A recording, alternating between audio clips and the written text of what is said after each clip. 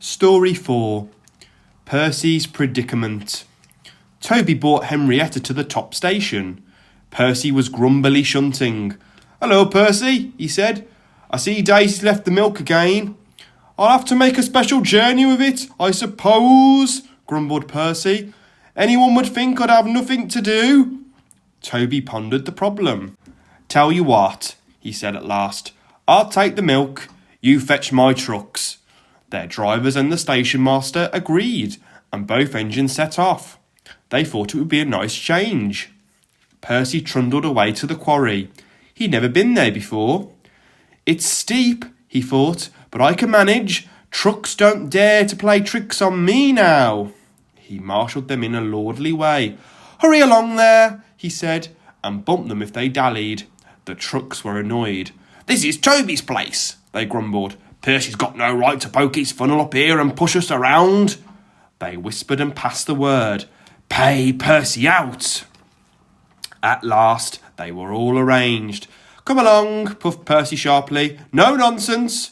"We'll give him nonsense," giggled the trucks. But they followed so quietly that Percy thought they were completely under control. They rumbled along the twisty line till they saw ahead the notice saying, "All trains stop to pin down brakes." "Peep, peep, peep," whistled Percy. "Brakes, guard, please." But before they could check them, the trucks surged forward. On, they cried. Percy, taken by surprise, could not stop them, and in a moment they were careering down the hill. "Help! Help!" whistled Percy. The man on duty at the street crossing rushed to warn traffic with his red flag, but it was too late to switch Percy to the runaway siding.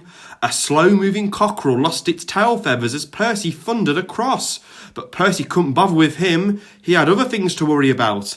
Frantically, trying to grip the rails, he slid past the engine shed into the yard.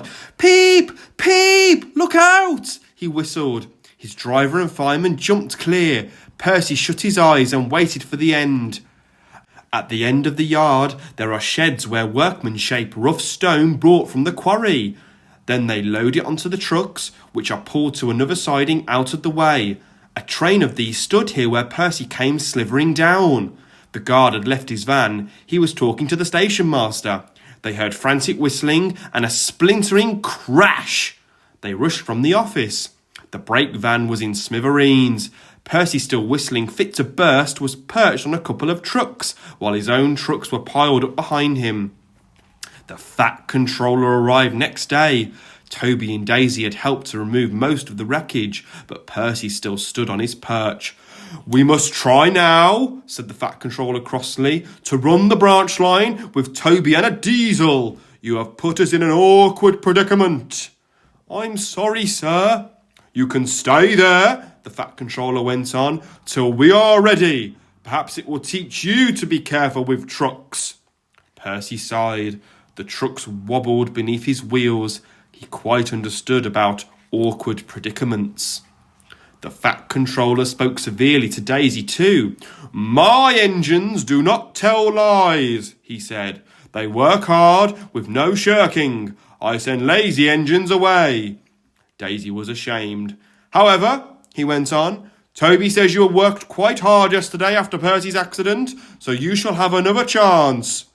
"Thank you, sir," said Daisy. "I will work hard, sir. Toby says he'll help me." "Excellent. What Toby doesn't know about branch line problems," the Fat Controller chuckled, "such as, bulls, isn't worth knowing. Toby's an experienced engine." Thomas came back next day, and Percy was sent to be mended. Annie and Clarabel were delighted to see Thomas again, and he took them for a run at once, because they hadn't been out while he was away. Thomas, Toby, and Daisy are now all friends. Daisy often takes the milk for Thomas, and when Toby is busy, she takes Henrietta. Toby has taught Daisy a great deal. She shooed a cow off the line all by herself the other day. That shows you, doesn't it?